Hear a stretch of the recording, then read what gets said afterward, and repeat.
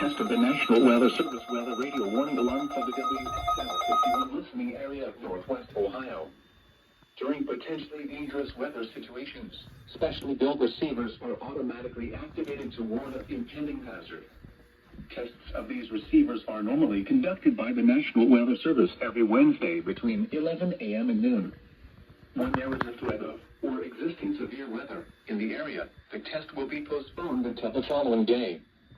This ends the test of National Weather Service weather radio warning alarm.